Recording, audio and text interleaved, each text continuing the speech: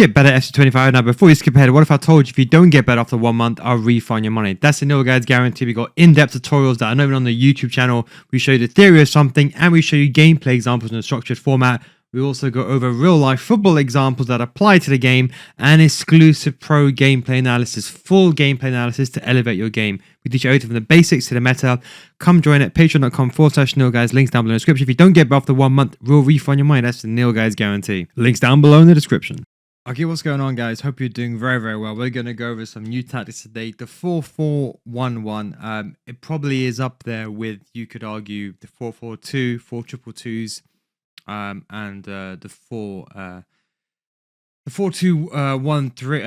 4-2-1-3. I think those are probably the top formations inside the game right now. And the 4-4-1 is definitely up there. There's a new role that I want to go over. Look, that's the code there. People keep asking me where is the code, but I don't know if people understand that it's on the left-hand side of the screen. So under the tactic, I can't believe I'm actually explaining this, but over here. So hopefully you can see this, and I'll comment down below what's the code. But we're going to make some changes anyway, so those that want to skip ahead, you can do. Now, let's talk about it. So one of the things I've done here is I've been trying this wing back support. Look, it'd be very good if you could also let me look. It's very early on in its infancy.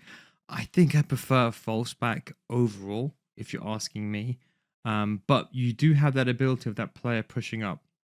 Very, very interesting in the way that they work. I'm still experimenting with this, but I think it can give you a good, appropriate balance to not get caught in behind. The one thing I don't really like too much is a classic 10. Now, if you're asking me, I always want my cam to be like a shadow striker, always. The reason for this is purely because I just want it where my cam is like a second striker.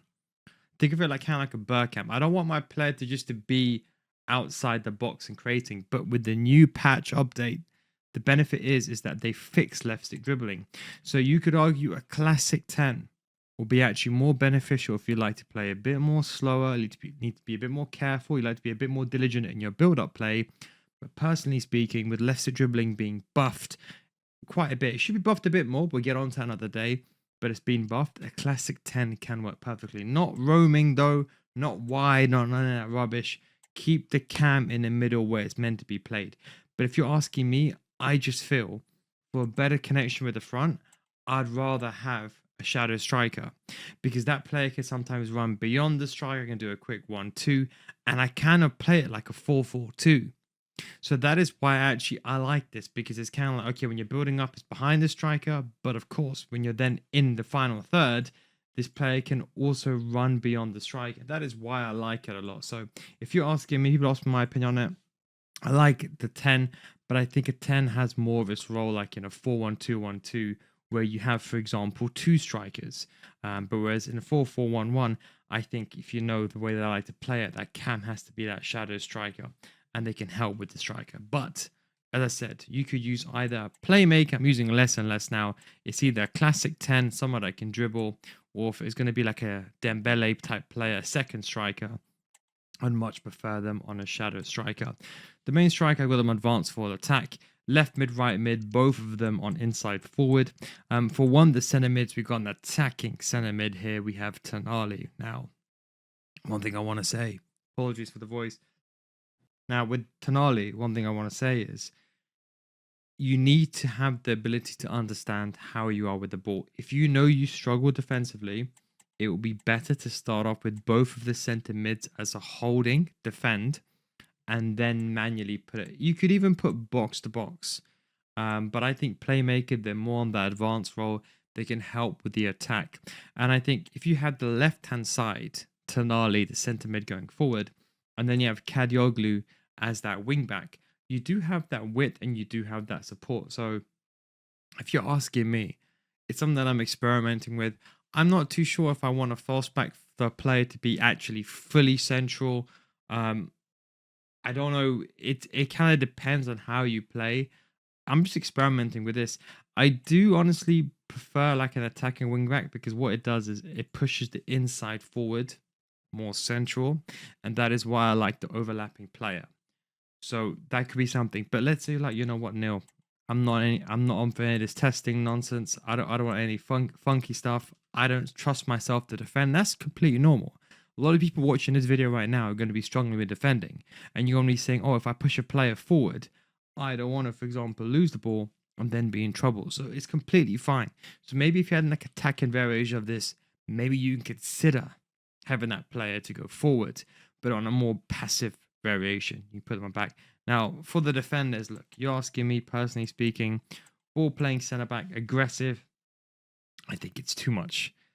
You're better off being manually aggressive. If you've been watching my videos for some time, it teaches you the way to defend. Remember, I always say you run back with your CDMs. That's the most effective way of defending. And then you use your centre backs like all, especially a part of the Patreon series. When I teach you how to defend, how to position your players. Even like in real life examples, you never see a centre back aggressive unless you know they can really win the ball. Someone like a Saliba in real life, when they can really pounce and win the ball.